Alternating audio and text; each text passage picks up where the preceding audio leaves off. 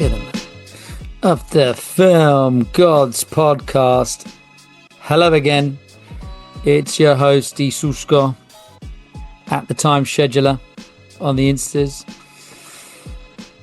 Thank you so much for coming in and listening, for dipping your toe into the Film Gods pool of wisdom and knowledge and fun and laughter that I hope it is. That you get 45 minutes of hearing some stories and hearing some friends and family talking about what they do, hearing how much they love it. And today's episode, I'm going to say, is brought to you by CineCertified. There's no money exchanged.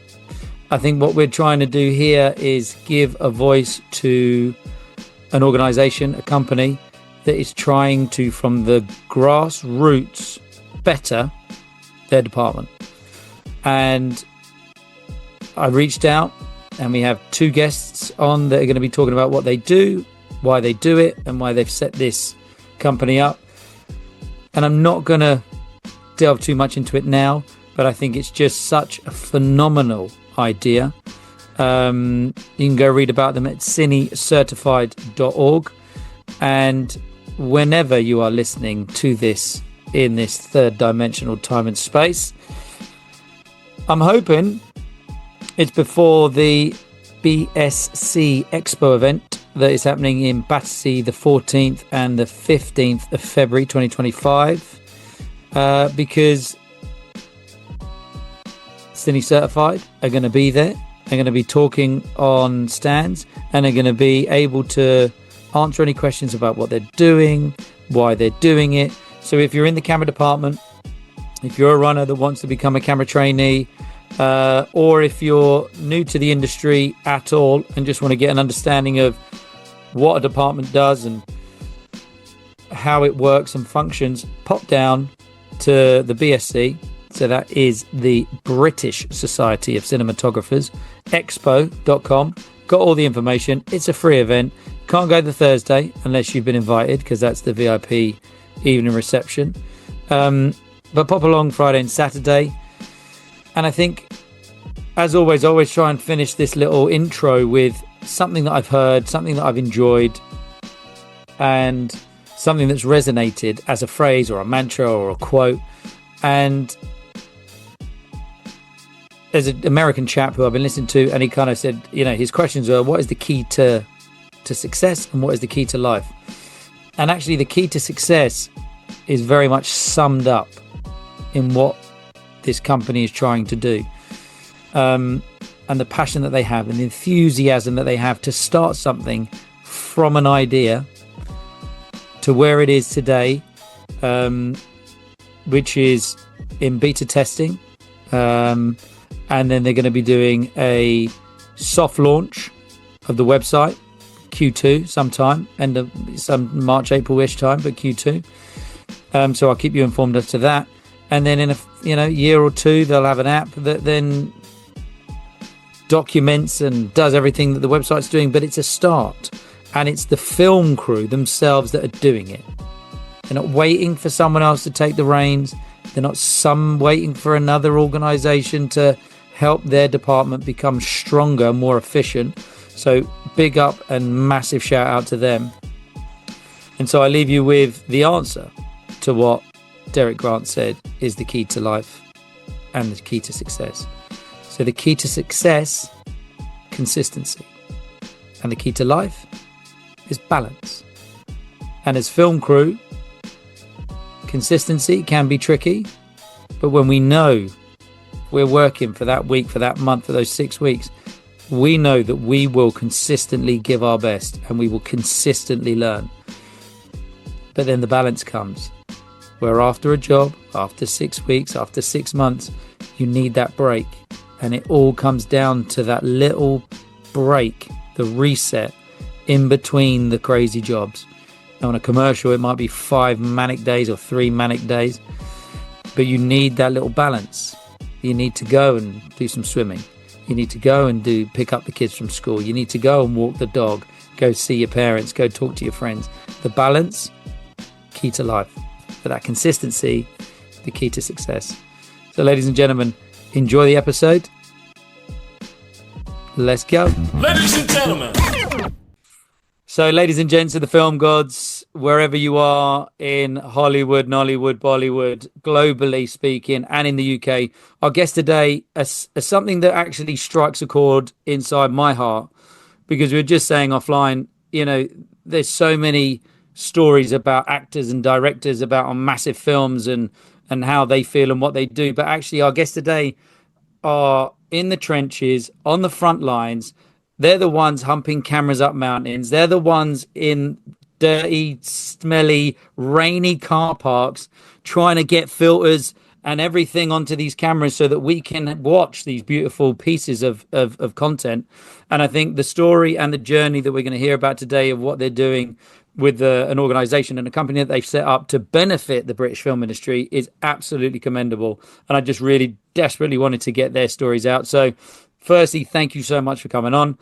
Just give us a little shout as to what's your name, what's your role on the call sheet, and then give us a little journey as to how you got to where you are now. Hi, so I'm George Telling, and I'm currently a focus puller. Been in the industry for about 13 years, where I started off as a trainee and have worked my way up since then. Nice. Hey, I'm Sandra Pennington. I'm a second OC, slowly stepping up to first OC. I have started in the German industry, actually at a rental house, and then worked myself through Germany, Dubai, and then eventually into the UK. And I completely fell in love with camera assisting. Nice. There is a thing about your kind of camera department. They have a very solid structure. There is always a process.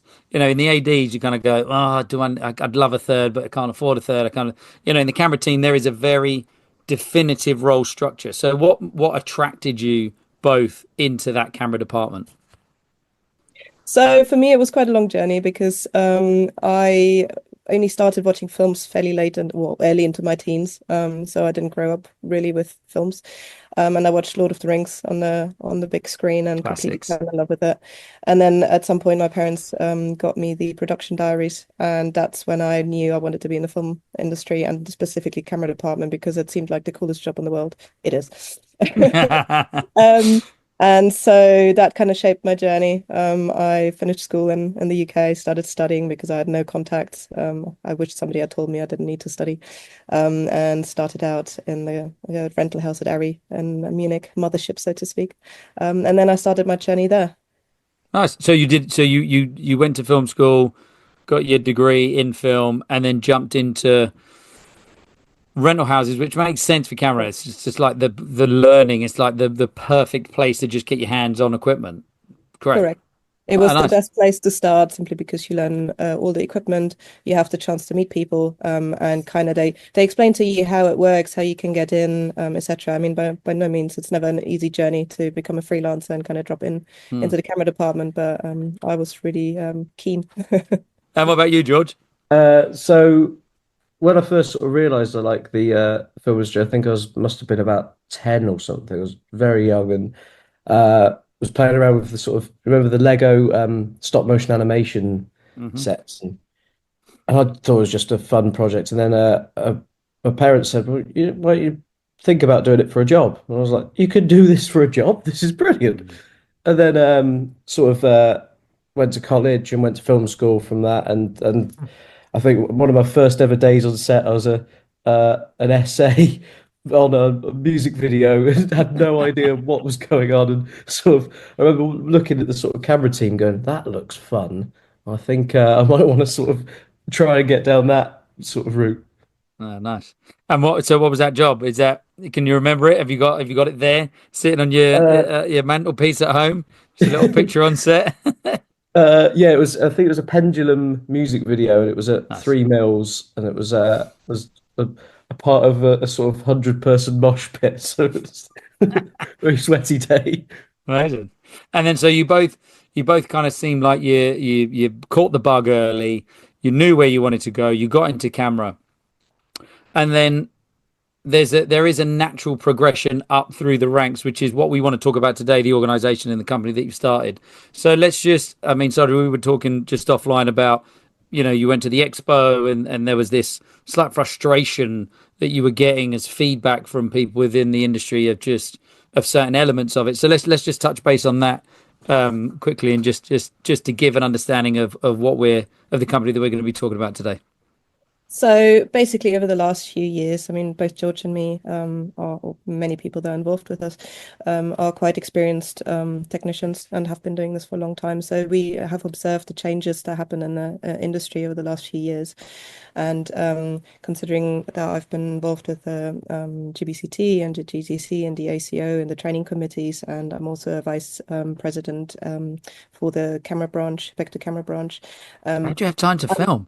You got so much going on there. I don't know myself, to be honest. But I'm quite close to people reaching out and telling me their worries or complaints or concerns, anything to do with the camera department or training within. So I just noticed that a lot of people have sort of mentioned the same things over the years, and the worries got more and more. And it got to the point where we were at the BSc Expo. Sorry, just to jump back in, what were the kind of things that they were saying? What were the kind of slight concerns or issues that we're looking to address?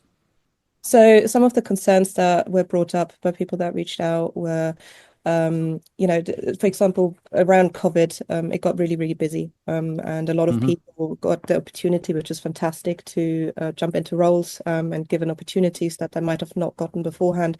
But the same problem then, at the same time, the problem that came hand in hand with that is that many people stepped into roles they might have been a bit premature for them, and hence might have not been able to catch up with the knowledge that they were lacking, or might not be aware of the knowledge that they didn't have, which is quite natural. And at the same time, while that was developing, we then had the last 2 years, for example, where work was quite low, and many of the established people that obviously by that point have a lot of kids, have a family, have a house and mortgage, they found it really difficult to sustain themselves, meaning that some of them were forced to leave the industry. So while we got a lot of amazing new people in, that might not be quite at the standard or the level of knowledge that is required from the job. We also lost a lot of knowledge that we should have and would have kept normally. So there was quite a bit of a vacuum in knowledge that appeared, and that seems like it's getting worse and worse over time. The other thing that obviously is happening, and I'm one of the people that's super, super happy about this, is we are trying to diversify the department and making sure that more people have access to it, which is something that we really support. But the way that it's being done, many times, for example, productions or higher ups choosing trainees or let's call it lower ranks in the camera department, is not really the way forward, because by just putting people into a position without empowering them through knowledge, you're not enabling them to stand on their own 2 feet, meaning that they're going to be struggling. It's like, pushing them into deep water without them being able to swim. And it's a concern that is shared by many of us. So we were hoping, by the end of that BSc Expo, I just got to the point where I said something needs to be done. And I ran into Hermes, I ran into George, I ran into a couple of other people, and we just said, look, let's do something. And then that sort of started, and we sat together with coffees and pondered of how we could address all these issues, because we obviously at the heart of where everything is happening, like this is our department and this is our careers, and we care deeply about them. So, we slowly developed something that we are quite proud of and hoping that people can see the benefit of. So then, George, you kind of, the two of you had gone to the expos, you'd had this kind of feedback. And I think most people that don't have the passion or the enthusiasm to take on more stuff to try and benefit the industry would have just gone, yeah, it'll work out. But it sounds like the two of you, plus I'm sure a host of other people wrapped around you, decided to make a change. So what's the company? What's its ethos? What are you trying to do? What are the basics? What's the groundwork and the foundation? And how have you gone from that meeting point at the expo to where we are today? So it's been a long and winding. Right, sorry, I'll stop. Yeah, it has been a long winding road of Yes. there was a lot of chats to begin with of I think we all agreed that we wanted to make a change to the film industry, that would be quite a big change if it went well, for the better, and obviously that doesn't happen overnight, and that's Nice. something that is difficult to start getting off the ground. So we've picked up pace as we've gone along, and we're attempting to do that. And so our core sort of product, if you like, of if from a company stance, is the camera trainee logbook, which we are currently working on to develop a digital version of that, so that people won't have to take around the logbooks all the time. And that means anyone with access to the internet will be able to get on this course, or not a course as such. It's one thing we're trying to push is that we're not another course or a scheme. There's lots of trainee schemes and things that exist out there. All we're trying to do is standardize the training between them, and make a framework of, this is what you need to know. These are sort of checkpoints going up your career as a trainee. Once you've hit all those checkpoints, you're then certified as, the job of a camera trainee, and you're free to step up and stuff. And the idea being that I used the analogy the other week of like building crew and stuff. There's no standard in the film industry in the same way that there is in other industries around the world. So with builders and stuff, if you had a bricklayer, they may have built sort of 40 walls that are just a straight normal wall, but until you then start putting in sort of lentils over windows, or start doing arches, or start doing sort of corners, they're all each individual extra bits to the skill, which make up being a bricklayer. So you sort of go, okay, well, you've built 40 walls, but if you haven't done anything other than a normal flat wall in your front garden, then are you a bricklayer? And so it starts that kind of difficult question of, then how do we really determine this the role, and what's the fairest way of doing that?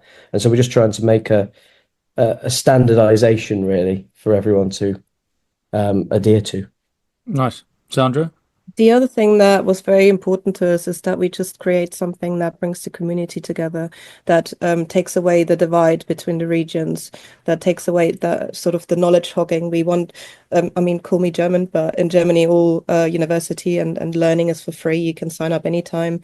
But it's out of a self-drive. It's about wanting to be as good as possible and achieving one's dreams. And the only person that should stand in between yourself and the dream is you as a person. If you're willing to put the work in, nobody else should be able to stop you. So what we wanted to create is a system, a framework that opens up all the doors and says, these are steps you can do in order to reach your goal. You will have to do the steps because it's still about learning a craft, and you have to take that serious.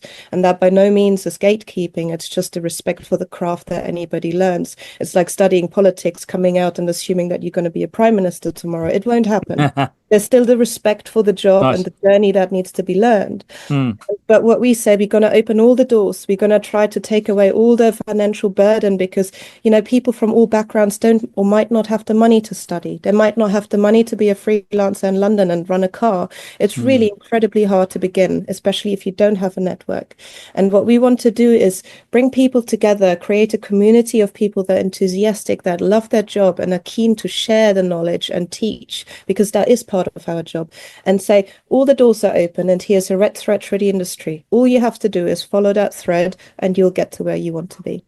And so is it specifically starting at the trainee level? Is that where your core demographic, or is that does it go higher, or is it just, are we just at this starting point? So currently we're just we've just got the camera trainee logbook. Nice. The aim in future is we would like to roll this out for a clapper loader and a focus puller version of the logbook as well. There's also other departments that have started approaching us saying, could we talk about sort of building our own version with this framework, which we're in talks with some of those departments, and we'd love it in future to be every department on set pretty much has a version of this. So everyone knows what the job entails and how far through that sort of tick list they are in their career, and you can sort of see your career. It's sort of like a virtual CV, but broken down truly into what you're truly learning in each job and keeping that active learning going. Obviously, sort of that's as I said, to change to make a massive impact on the industry can take years. So I think it's a slow process for all that to come out. Yeah, and then I guess the only other in my era, the other kind of department that has done this and gone there, so it's the grips seem to have organized themselves, got themselves certified. Now from an AD's perspective, you look at grips and you go, well, there are clear, there's stuff with car, there's low loaders, there's this, there's that, there's stuff that can be seen as easily. It seems like there's a simpler process to follow to be able to say, you've done this, you are that, you've done this, you're that. From a camera trainee perspective, not having been a camera trainee, is it as, like, say, even for example, for ADs, it's like, okay, you're a runner, you've done 20 jobs. There doesn't seem like there's those kind of milestones to say that you've done this, you've done that, you've done this, you've done that. So how have you thought about that? I'm sure you have. And how do you maneuver that area? I'm sensing that I'm doing a lot with my hands.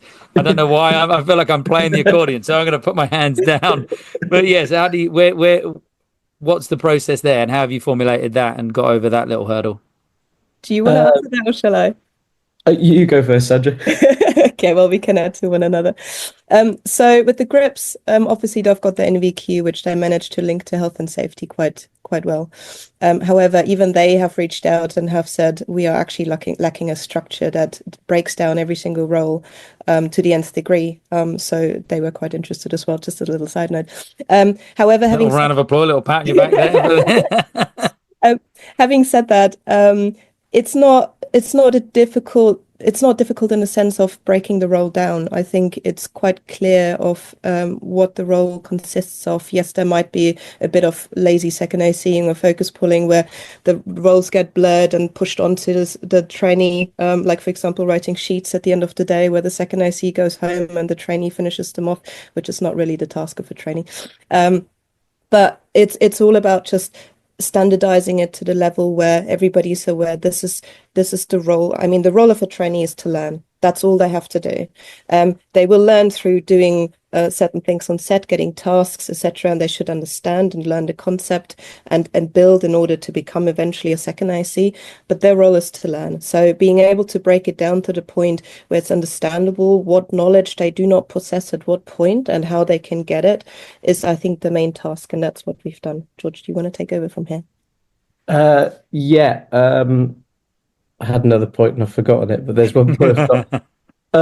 One thing that we have been very cautious of is we've not included a skill as part of the trainee thing for video, and that's because we believe that as in playback and monitors and that kind of stuff. Yeah, okay, absolutely. As we believe a huge part of how this change in specifically the camera department in the industry has gone over the last 10 years has been the introduction of video becoming the responsibility of the camera department.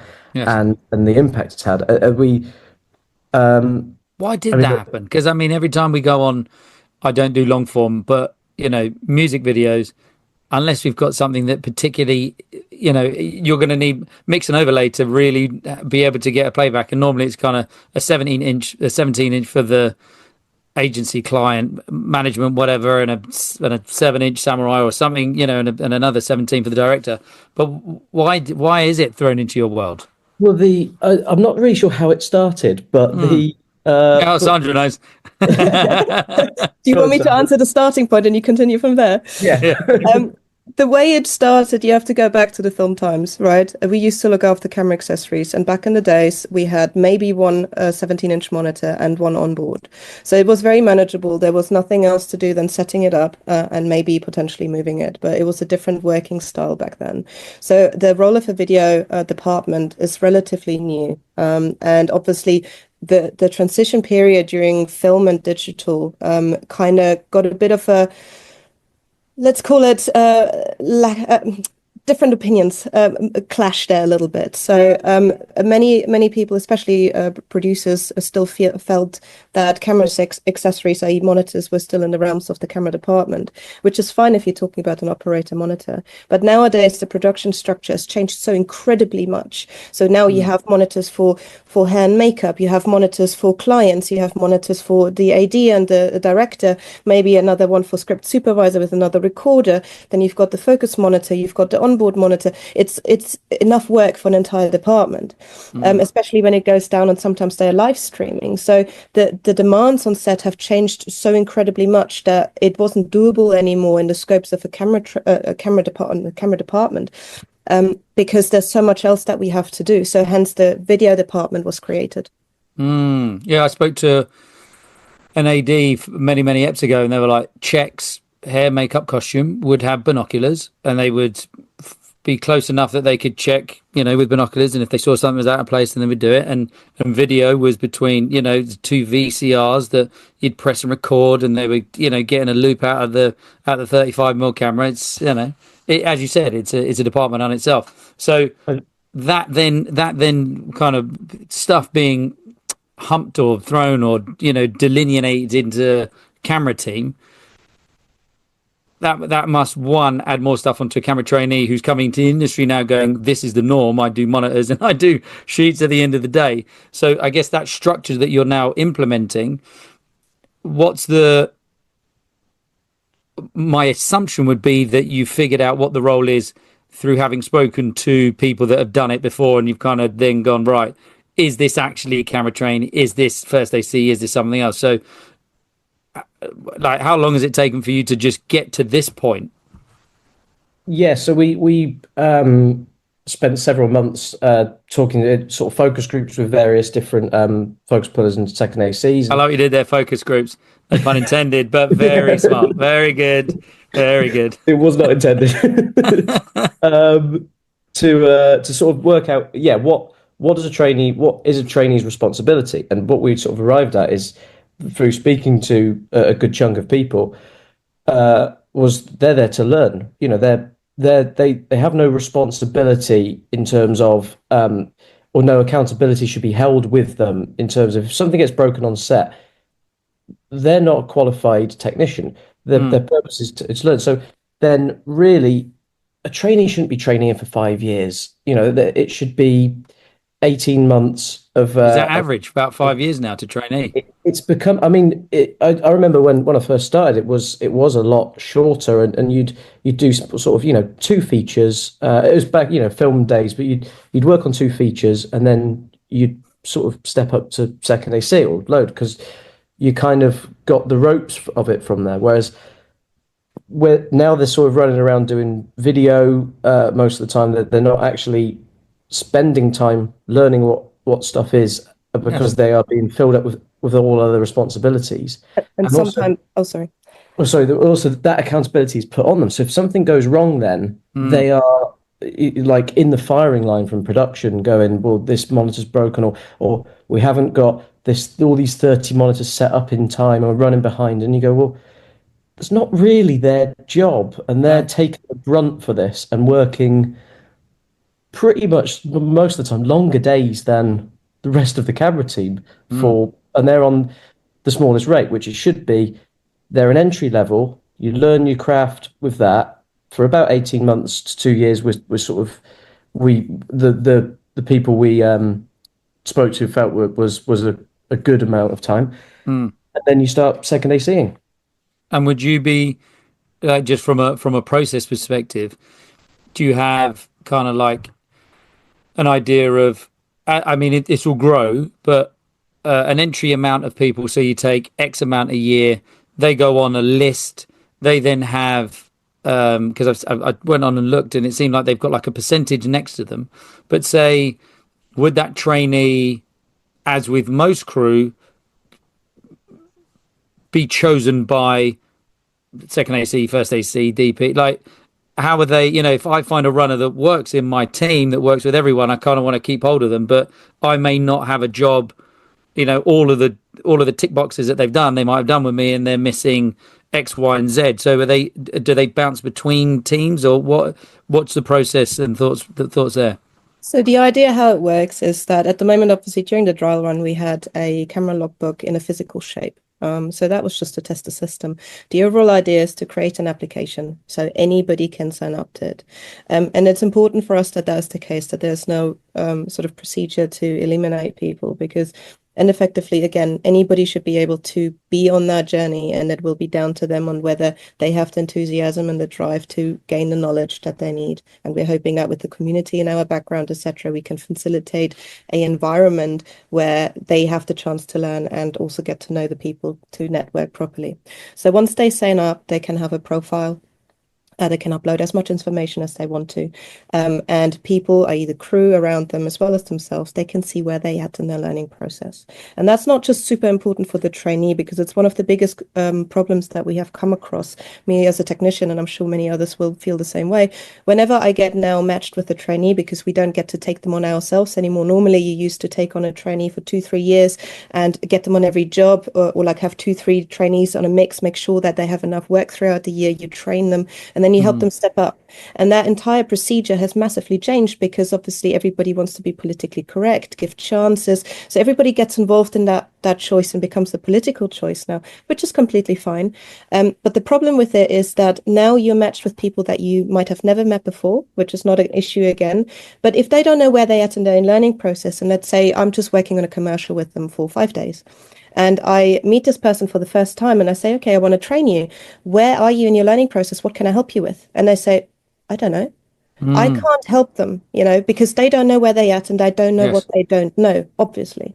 Yes. So I obviously am quite keen on teaching. Others might find it quite frustrating and say, well, why should I bother? I'm just here for 5 days. I probably will never see you again because I don't get to make a choice anymore. So let me not train, or let's just start from the beginning, and then we double up on the same information again and again and again, which is also why George said some trainees are now training for 5 years. Others don't even get taught because they stand in lunch queues all day long and get coffees. So they never actually get any set time. So this entire training structure is completely changed. So by pulling in the community and saying, okay, this is the state where you are at. You have gotten signed off on, let's say, a couple of sections already. If I now get your CV or get your name and I see you have done X amount of days and have gotten signed off by my peers that I know on various sections, I know where to pick up from. I know where you're at. So it helps me training, but it also helps them, because we enable them through asking the right questions to know exactly what they don't know yet. So they can come and say, hey, Sandra, could you show me what a diopter is?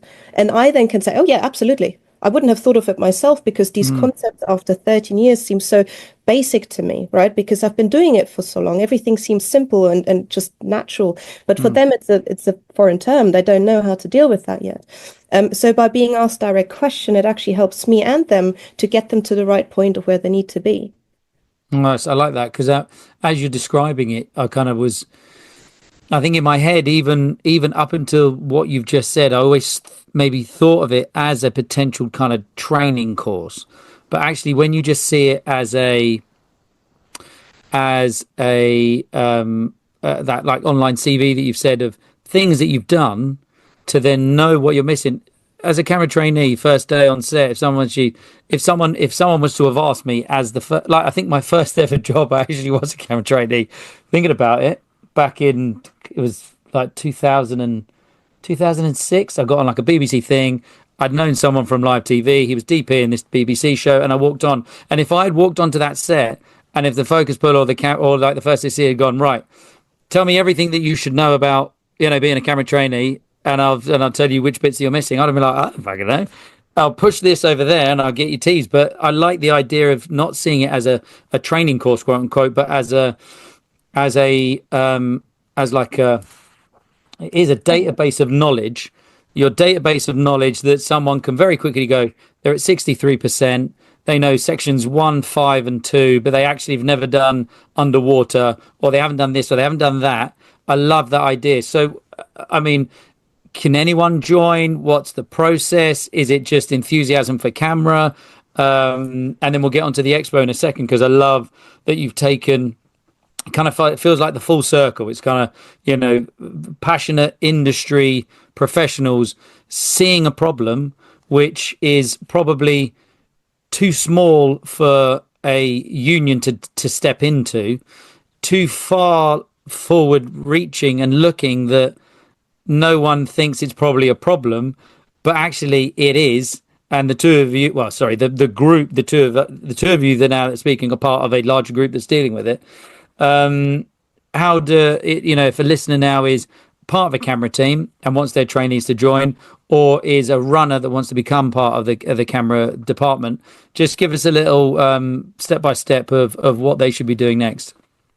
So yeah, as we said, that this is currently a test. We've for the first year, sort of trial run, where we've picked 26, in fact 28 trainees, at different stages in their training career. Some are very green, some are very advanced, just to sort of check our workings a bit of this logbook, check all the skills are completely true, accurate for what they should be doing, and the timings of them are good.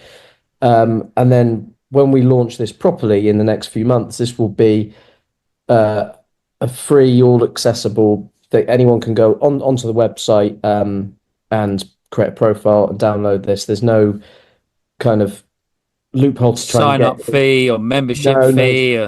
Okay. just completely free to sign up to. And we're trying our best to continue to do that, to make that completely free. Obviously, our biggest hurdle then is to develop a website, and to develop ultimately, hopefully, an app is lots of money. So we're sort of trying at the moment to work out the future structure of how money can come in to support trainees, to make sure it is continually free for them. Nice. At this stage, I also want to say thank you to our, at the moment, close to 70 supporters, including the ACO, GBCT, and GTC. They've been very, very supportive. Some of them have offered finance. Others have offered raffle tickets that we're going to use for the BSc Expo launch. And others are supporting with a knowledge upload, or offering courses, etc. So we are working with the industry in order to make this happen. And it's quite incredible to see how many people are actually keen for this to happen, and see the issues, and also for later on the benefits that will happen once that is fully in place. But also to add on to what George said, we were very, very keen to create a system that anybody can join on, not just people that are starting, but we want people at any stage of their, at the moment, trainee career to be able to step in. So we have, within the logbook, we have created a work tracker, which means people can backtrack their work days as long as they've got a call sheet for them, as long as it's on a professional film set and they're a camera trainee, they can backtrack all their work days. And add them all up together, which is the total work days that will determine what they can get signed off or not. So the entire system is based on a method from the medical world, which is called Sudoku. I don't know whether you're familiar with it. Who, sorry? It's called Sudoku. See one, do one, teach one. And it's been used. Okay. It's been used for over 100 years in the medical world and other apprenticeship style professions, very successfully, actually. And it's meant to bring time back into the department. So there's a certain amount of time spent seeing something done by a professional, a certain amount of time doing something under supervision, and a certain amount of time teaching it to other people in a brief and concise manner. Because as you know, or as Albert Einstein used to say, if you're not able to explain something in a brief and concise manner, you haven't understood the concept yourself. Yes. And it's a system that allows both trainers and trainees to go through their learning, and also for trainers to become better trainers. Because while we might know all of these things in concept, we might not be always able or up to speed with how to explain it best. And if you don't keep the training up for that, it's very hard to, maintain a level of training as well. So really, it's a system that's benefiting both. And with the Sudoku system, it's basically each of these sections that they will have to get signed off by peers is linked with questions that will enable them to actually ask for the knowledge that they should have. So even if they're paired up with a crew that doesn't want to teach them or doesn't have time to teach them, or for whatever reason doesn't know how to teach or has stepped up too quick, or doesn't have the knowledge, they can ask for the knowledge. So if they say, hey, how does a diopter work? And somebody doesn't know, they've got two options. That person can say, hey, I actually don't know. Can we look it up together? And then you've got two people that learn something, which is amazing. You know, it's knowledge. This is the amazing thing about our job. Everybody can learn at any given stage. This is what makes the job interesting and what makes it so incredible.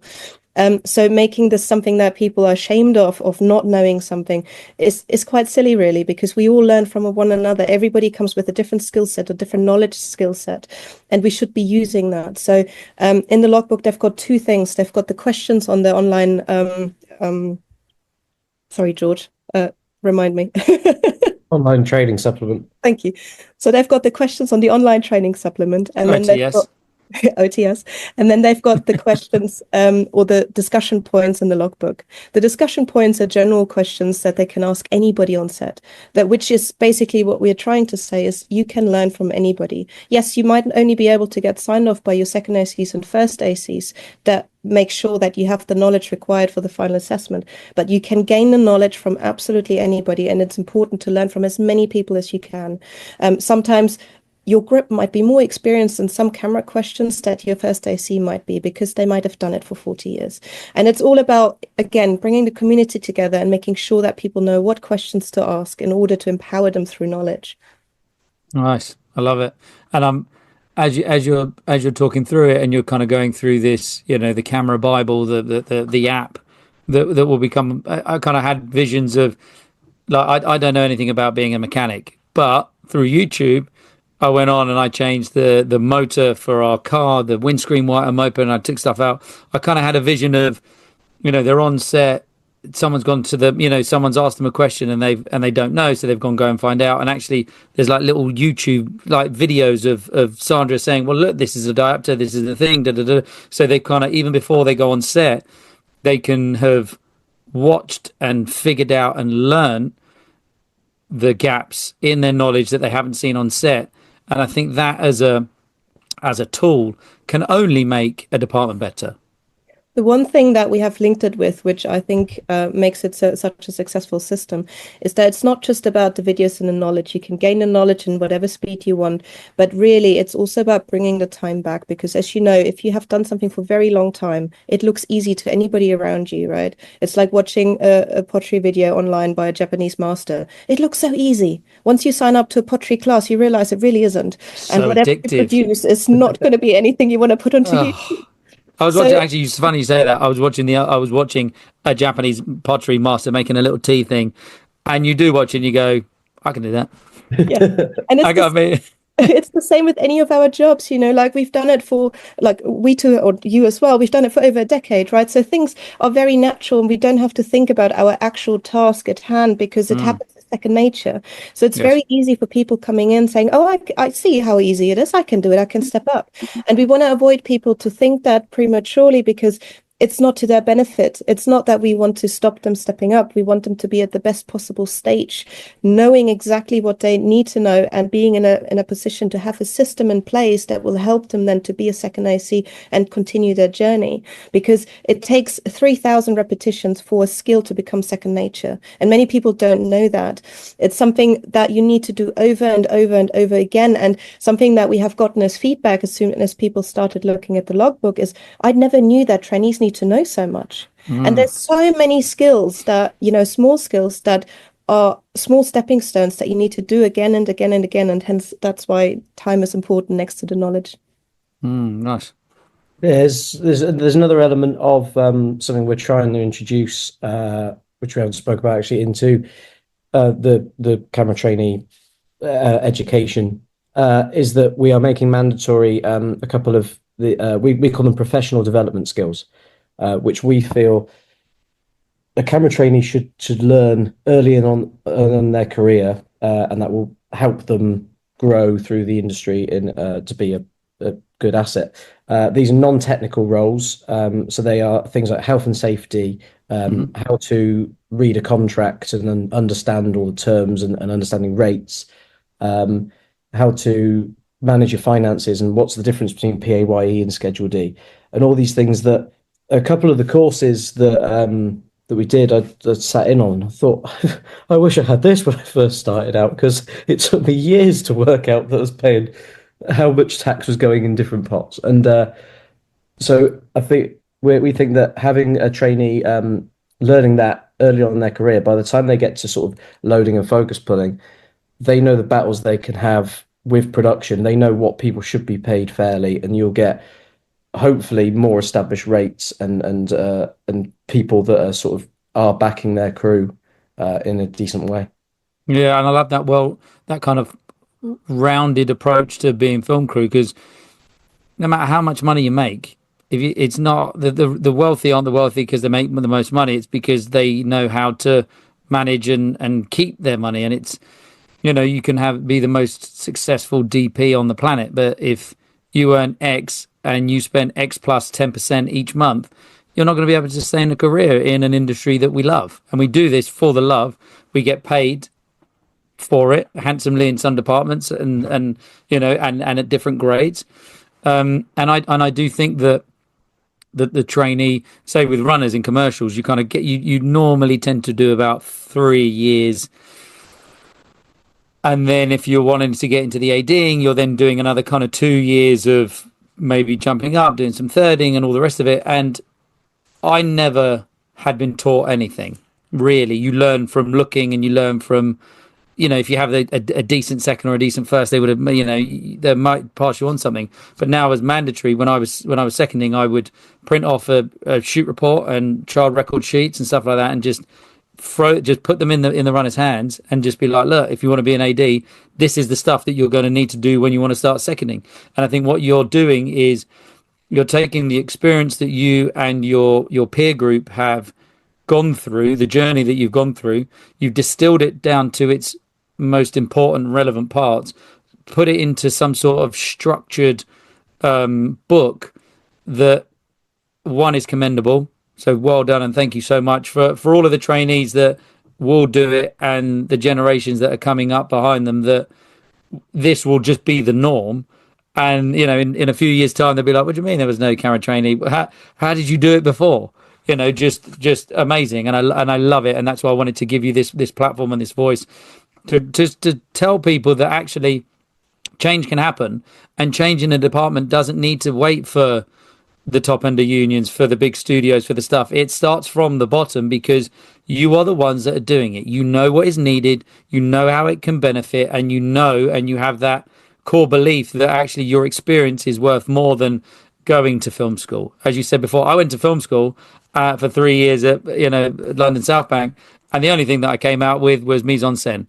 That was it. 3 years. A phrase, could have learned that in a book that I read, or on set. And I learned more on set in the first 6 months of working in the film industry of how it works, not why it should work, but how it works. And yes, you could read a book till you're blue in the face and you go, this is how I need to shoot the scene.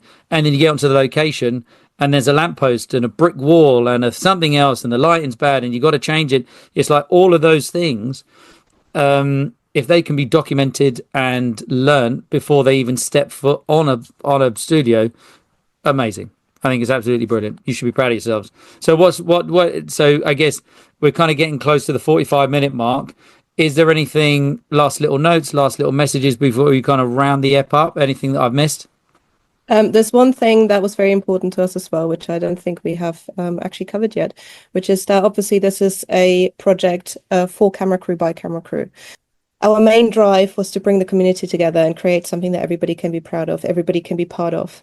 So no matter whether you're crew and you want to join, or, for example, as an ambassador, somebody who is like an in-between between the system and the crew, or whether you want to partake in the actual, organization of CineCertified, or whether you're a trainee that wants to start. Later on, we're obviously going to cover second OCs, first OCs. There's already a logbook being written for DIT trainees and video trainees. Other departments have reached out. So it's a system that's meant to be non-intrusive and just again, bringing the community together, making sure that people know, hey, I'm starting out, but there's actually people out there that are interested in my well-being, in my learning process, and have a vested interest in me being the best possible technician I can possibly be. And that's very important to us. Nice. And then we're recording this end of January, but when the episode comes out, which anyone that's listening to this now on the day of release, it's the 9th of February. So I'm speaking to our future selves. Did you say 12th, 13th, 14th or 13th, 14th, 12th? Yeah, 12th to the 14th. You're at the expo. So where is it? What's the process? How do they get there? What can they learn? And obviously, what can they get to benefit? Sorry, I think it's actually the 13th to the 15th. 13th to the 15th. Sorry. The middle of Valentine's. So you're either side of Valentine's Day. I like Yeah. it. Nice. But yeah, we will be present at the BSC spreading love, and yeah, we've got some fun raffles and things that we've got a of our long list of supporters. There's been some very generous contributions, so we've got some insane prizes that we're going to hopefully give away to a lot of trainees there, and just spread the word about what we're doing there. Can I add something to that? Yes. So we don't have a stall ourselves, but we're gonna be basically exhibiting with all our exhibiting supporters. We're gonna do fun games with the GBCT, the ACO, and the GTC. I'm going to need to get you to just write those out, because every time you say it, you're so experienced at saying it. I'm like, I'm sure I just heard GTA and British and BHS and M&S, but just give me when we do this thing, I just need to get exactly who they are and what they are. We'll write it down. Nice. And we will have flyers and banners all over the show. Our basically team will be wearing t-shirts, running around, so anybody can be approached. We'll have copies of the logbook with us, but also our fantastic launch team have organized a treasure hunt with all our supporting exhibitors, and Nice. So yes, that's going to be, those are all little things that we use as fundraise, so we can actually be able to offer the app and the entire system for free to everybody. Obviously that will include a lot of footwork from our side to enable that to happen. So the actual launch might be a little bit after the BSC Expo, as soon as we have the funds together to get the app out and pay the people that are doing it for us. But yeah, it's all on the way, and we hope that the crew will believe enough in what we do that they want to support it. Nice. Where is the expo? The expo's in Battersea Park. Amazing. And I'll put a link up, and we can say if anyone that's interested, they can get it. So I kind of get towards the end of the episode, and I feel like it's really clear to me that the two of you just are so passionate about film and passionate about your department, that you and the team around you have taken it upon themselves to help structure and mold a department that is an important part of any film set. And as generations come up the ranks and things change, I'm sure that the knowledge that they need to have on that day one of a film set will evolve and will change. And I think it's amazing what you're doing. And I encourage every department that should look at what you are doing, and CineCertified should be a cross-platform, cross-department, across the board, something that we should all be doing for those that are coming in at entry levels. And I love that the price point is nothing, so that if you are from a socioeconomic background that doesn't allow you to spend thousands of pounds on education, you actually you're being handed the information that you can get on that course as a starting block. I think it's phenomenal. I think what you're doing is amazing. I'm so pleased that you said yes to come on. And I just want to give you the Film Gods round of applause. Woohoo! Because as we said before, most of this is about someone's journey and what they do and how they do it and why they love doing it. But I kind of feel like we've just dug a little bit deeper. Like we've just scratched the surface of the skin of film crew into, well, actually, we can now take control of our departments and of our industry, and we can mold it and we can turn it into what we know is needed. Because as you said, 30, 40 years ago, the industry was totally different. The workflow was totally different. The hours, it was 8 hours. It wasn't the 10+1. It wasn't the 12s. It wasn't digital. It wasn't, I've got 3 days to shoot in 2. There was time to breathe, and there was time to take 5 and have a cup of tea and teach and train and give that generation coming up the opportunity to try. Like if you're on set and you're a focus puller and you've got 20 minutes until the light goes down, the likelihood of you ever giving someone the chance to pull focus on a shot, no matter how simple it is, you've only got 2-3 cracks at it. You need to do it. Whereas maybe before, okay, I know I've got 20 takes. Maybe have one. We've got 3 in a can. Come on, get up here, have a little crack at. So I don't know. Do you know what I mean? So I think pacing of the industry is changing. Your ability to look 10 years down the line is phenomenal. So I guess as an ending point, because I felt like I've spoken now for about 3 minutes, and this isn't my podcast, it's yours. What do you want CineCertified? What's the dream for CineCertified in the next kind of 5-10 years time? And then just finish off the ep with any advice to your younger self, and then just give us all the info for the expo again. What we would love is that the industry truly comes together, meaning not just the camera department, the organizations, the companies, but also productions, post-production houses. It doesn't matter. Everybody come together because everybody's trying to do a little bit. Some people might do courses, some people might offer this, some people might offer that. If we all consolidate our efforts together, we actually can create something that's beneficial for everybody, that's helping, and that actually speaks to the core of the problem rather than just trying to put out the fires you can see. So for us, in terms of a 10-year plan or future plan, we would love this to become a standard for people to actually find it helpful, and to feel like they're welcomed into an industry that helps them progress through it in a natural way. Amazing. Yeah, 5 to 10 years, I'd hope that we've broken into other departments as well, and that the camera department has changed in a massive way. I'd say maybe 20 years. I'd hope that CineCertified doesn't exist, that it is just that what we've implemented is just the industry as a standard, and that it's no longer having to try and teach, but that is just a new generation of stuff. Yeah, agreed. I guess as we've touched base on it, the generation that are coming up behind us, what we are asking them to do will become their new normal. And what they will do is then pass that down generationally to their trainees, to their trainees, to their trainees. So it just takes one generation to stop it, to change it, to mold it, to make it into something that is beneficial. Super amazing work. Just amazing work. And if anyone wants to reach out to you, is there a website? Is there socials? How does anyone get in touch if there's someone listening that does want to help with raising finance for the app, or someone that is a super experienced DP that wants to become an ambassador? How do they reach out to you? So we've got a website, www.cinecertified.org. We are also on Instagram, again, CineCertified, and you can find all the email addresses on there. It's also info@cinecertified.org. So yeah, feel free to reach out. Feel free to come and find us at the BSC Expo. We're always happy to chat. We are happy to, present what we have done to everyone because we're very proud of it. And we hope that we get everybody on board.